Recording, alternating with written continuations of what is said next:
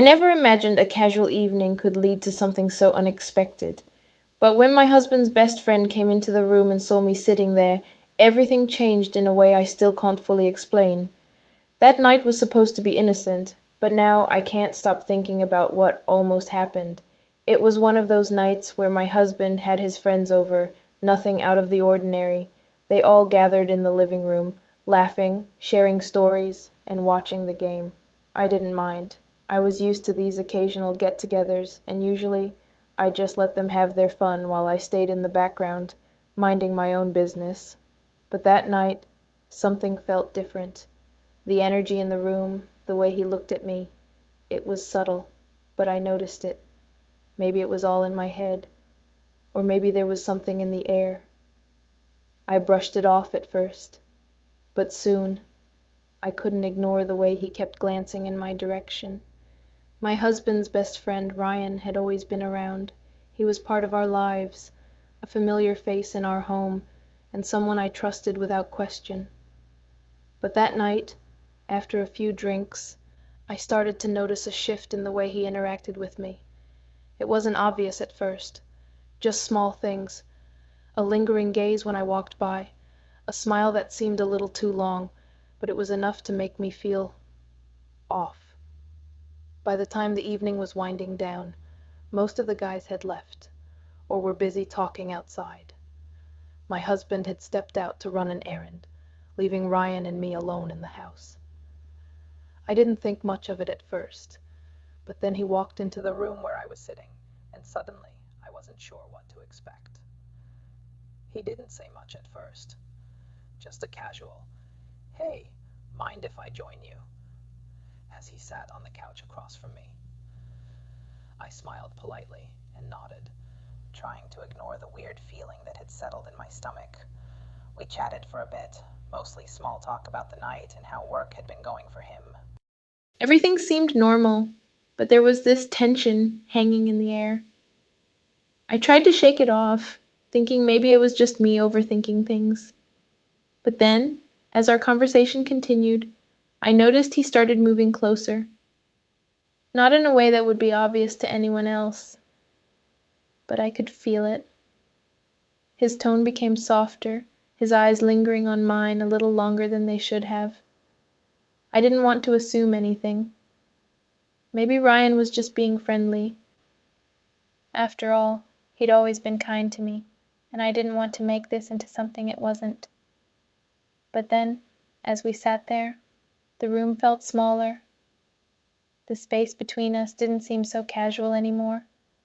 His body language changed, subtle but noticeable. Leaning slightly forward, his knees pointed toward me, and his eyes not looking away when I spoke. I shifted in my seat, trying to keep things light and steer the conversation back to safer ground. "So, how's everything with your girlfriend?"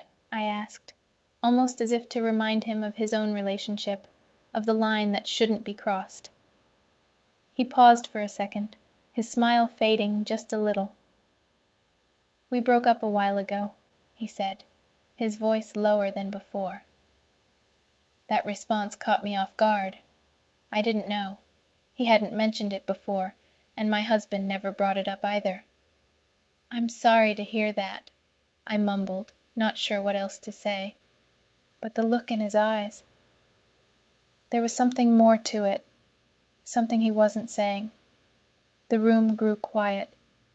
For the first time that evening I felt the weight of the silence between us. I glanced toward the door, half expecting my husband to walk back in and break whatever strange tension was developing.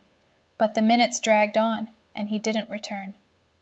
Ryan shifted closer again, his arm resting on the back of the couch, his body angled toward me now.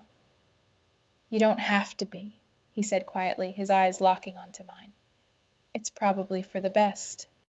His words hung in the air, heavy with meaning, but I didn't dare ask what he meant by that. My heart started racing, and I could feel the walls closing in on us. He was too close now.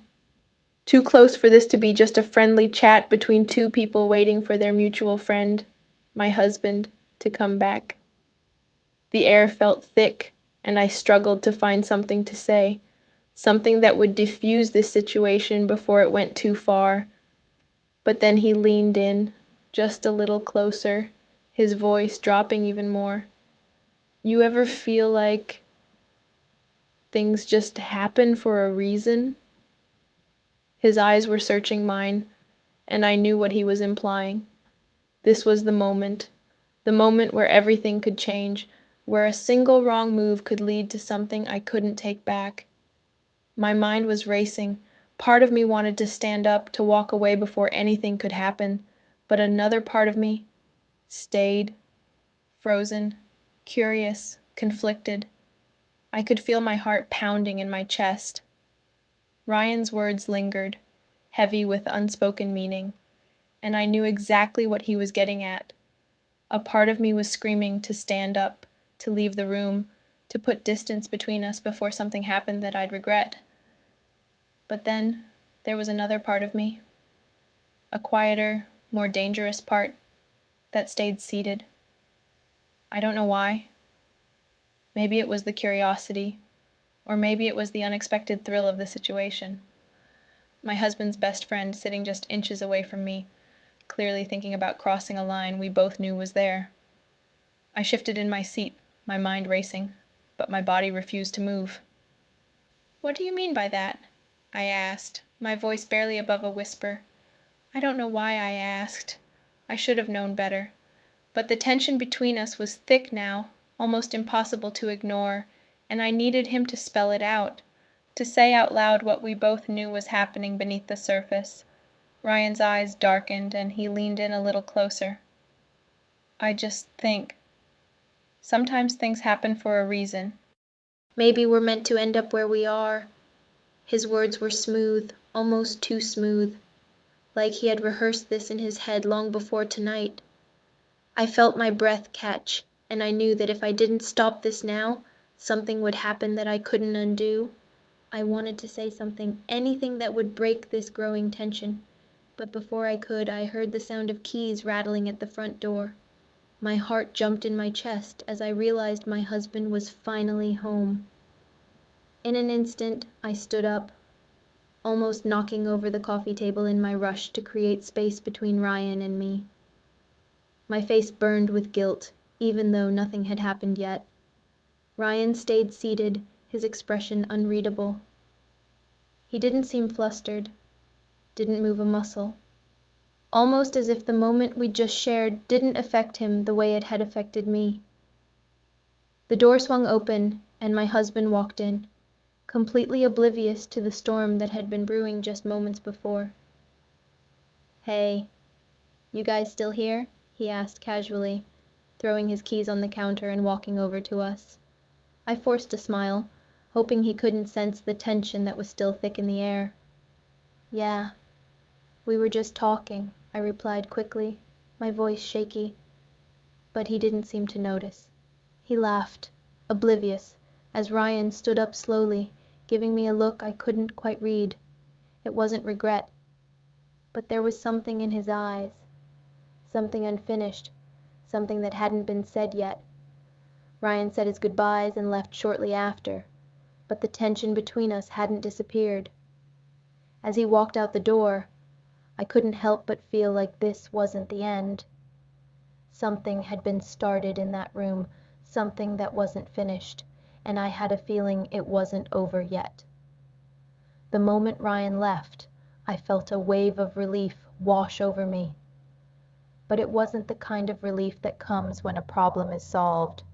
It was the kind that comes when you've just narrowly avoided something you know could have changed everything.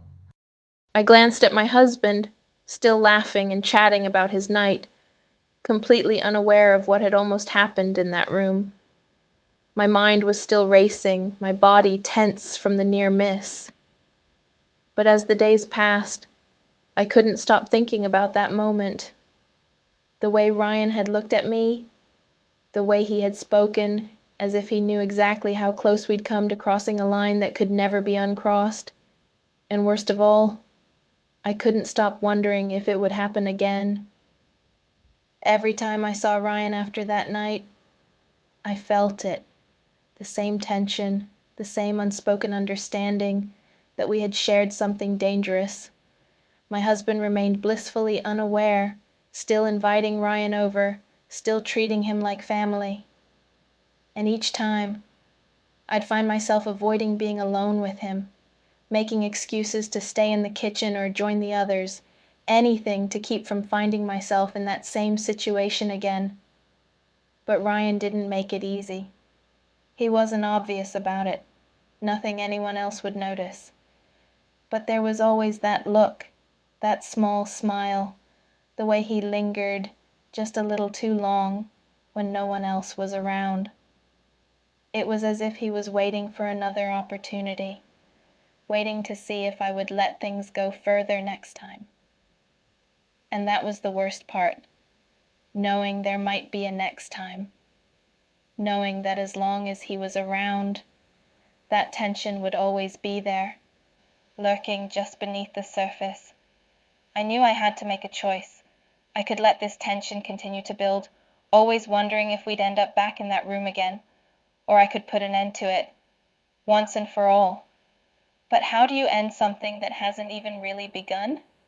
How do you stop a feeling, a temptation, that you haven't acted on yet? I wrestled with those questions for weeks, feeling guilty every time Ryan came around. I wasn't sure if it was guilt for what had almost happened, or guilt for what I felt whenever I saw him. But either way, I knew I couldn't keep living with that weight on my shoulders. In the end, I made a decision. The next time Ryan came over, I pulled him aside before he had a chance to linger or make another move. Whatever happened that night, it can't happen again, I told him, my voice firm, though my heart was pounding in my chest. He didn't say anything at first, just gave me that same unreadable look. Finally, he nodded. I get it, he said quietly. But it wasn't just me, you know. I swallowed hard, knowing he was right, but refusing to let him pull me back into that tension. It doesn't matter. It's done. We can't go there. I turned and walked away before he could say anything else, hoping that this would be enough to put an end to whatever was building between us. That moment changed everything. It wasn't easy, and the tension didn't disappear overnight. But I knew I had made the right choice. Sometimes, it's not about what almost happens. It's about stopping it before it does. And in the end, that's what saved me from crossing a line I could never come back from.